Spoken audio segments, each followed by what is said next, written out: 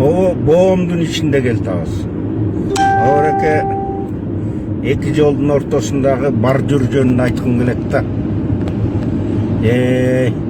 Bişkek oş jolun kengeytip ошондо ушундай ортого бардыр коюш керек. Кийинки статистиканы карап көрсөңөр, ушул жаңы жол боомго салынып, о бардыр коюлгандан кийин маңдай теске келаткан машинанын сүзүшү такыр токтогон.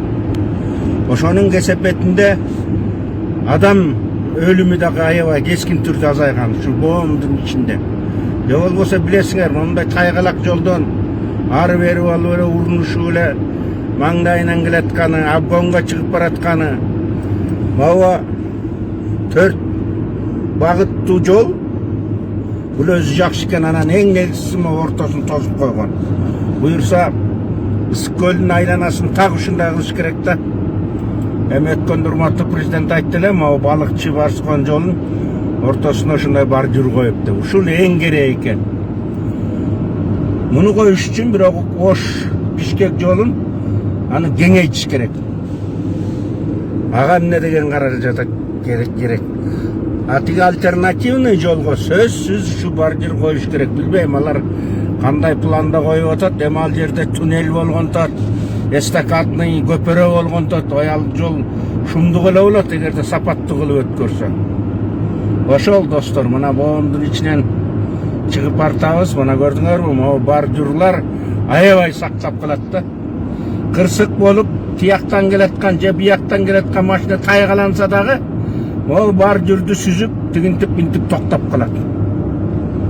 Анан бек маңдай келатканда сүзүшкөн тозоктун баары ошол болуп атпайбы? Мына өткөндө эле көрдүңөр го. Бир кеткенде 9 киши кетип атат, ай пачкалап. Наристелер, ай алтындарым ай. Жакшынакай тойго баратып, дәвірдемеге баратып, жакшылыкка баратып, анан ушинтип үй бүлөсүн ызычуу салган кандай хан жол. Ошон үчүн жолго жакшы көңүл бурушубуз керек. Ошол досторум. Анан таксисттер атаңар, ой шумахерлер. Алып учаттай мактанат экен да булар. Чарчап келет, клиент чыгып калса кайра урган тейден кетип барат. Улам токтоп жумуш болбой. Бет жугандан болбойт ал. Көзүң ачылып туруп улуктап кетесиң. Таксисттер байкуштар жанталашат, үй бүлөнү багыш керек дейт. Анан урган тейден кетип калат, эсе албай.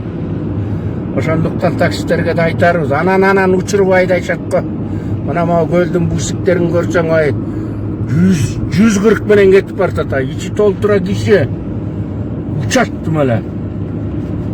Алардын артынан ээрчип алсаң, бүтті гайга түшпөйсүң, алар бири-бири менен сүйлөшүп айтып коюп турбайбы? Ал акырындаса сен акырындайсың, ал катууласа сен катуулайсың. Ошентип Бишкекке чейин гайга иленбей барасың. Булардын сводкасы бири-бири менен сүйлөшүп аябай күчтүү. Анан гай жок жерде учушат да, учат. Жаш жигиттер атаңар кычырап. Төтөн бир кыздар отуруп калса, ага жерден учурат да. Бул тамаша иретинде айтып атам, бирок чын давай. Сактансам сактайм дейт. Ошол жөн эле улуулук катары эле айтылган эле сөз. Мына боомдон чыгып келдик. Рахмат достор.